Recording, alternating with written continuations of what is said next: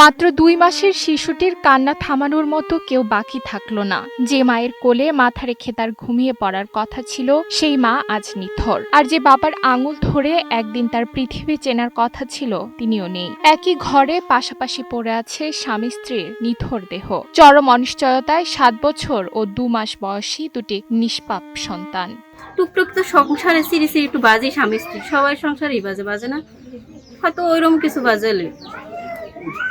গত রাতে কি কোনো শব্দ? না, গত রাত্রে আমরা কিছু শুনি নাই, আমরা ঘরের ভিতর ছিলাম, কিছুই শুনি নাই, আর কিছুই দেখিনি।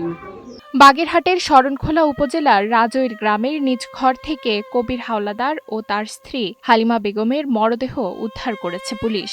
স্বজনদের দাবি, দীর্ঘদিন ধরে পারিবারিক কলহের কারণে স্বামী স্ত্রীর মধ্যে বিরোধ চলছিল। ধারণা করা হচ্ছে, সেই বিরোধের জেরেই ঘটেছে এই মর্মান্তিক ঘটনা।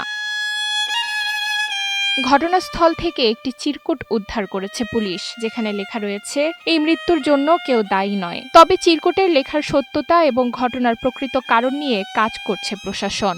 অনেক ৪টা থেকে ৫টার সময় আমাকে আমার মেয়ে ফোন দিয়েছে। আমি ভাগেরহাট তারিখে গেছি, তারিখে আসার পথে মোরগঞ্জ ফেরিকেটে বসে আমাকে ফোন দিয়েছে, মা আব্বা তুমি কোথায়? বলছে আমি বলছি আমি মোরগঞ্জ ভাগেরহাট তারিখে এসেছি, আমি মোরগঞ্জ ফেরিতে। তা তুমি তাড়াতাড়ি আসো, আমার মারিয়া বিভিন্ন আঘাত যখন করেছে বুকে পেটে পিঠে, তখন তুমি একটু আসো থানার থেকে পুলিশ নিয়ে। তা আমি পুলিশের কাছে অত দূর যাইনি, আমি আমার চেয়ারম্যান আমার নেতার কাছে ফোন দিয়েছি আমার পঞ্চায়েত।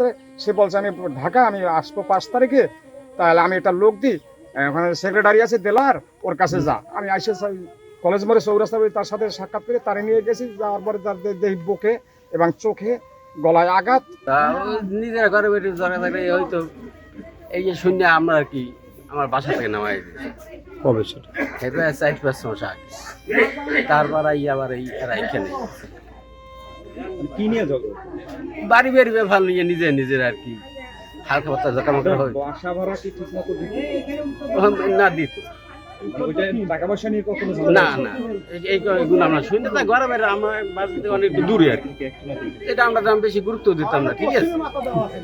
পুলিশ জানিয়েছে, নিহত হালিমা বেগমের গলায় আঘাতের চিহ্ন পাওয়া গেছে। মৃত্যুর প্রকৃত কারণ উদ্ঘাটনে মরদেহ দুটি ময়নাতদন্তের জন্য বাগেরহাট জেলা হাসপাতালে পাঠানো হয়েছে। ময়নাতদন্তের প্রতিবেদন পেলেই মৃত্যুর সঠিক কারণ জানা যাবে বলে নিশ্চিত করেছে পুলিশ। অদ্য সকাল 9:30টার দিকে সংবাদ পাই, ফোনের মাধ্যমে জানতে পারি যে রাজৌর কলেজের পিছনে স্বামী স্ত্রী দুজনের লাশ ঘরের মধ্যে আছে, তারা নাকি বিষ খাইছে। এই ক্ষেত্রে যাচাই করার জন্য আমার সঙ্গে অফিসার ফোর্স সহ আমি ঘটনাস্থলে আসি। ঘটনাস্থলে আসে লাশ আমরা শ্রোতাল করি।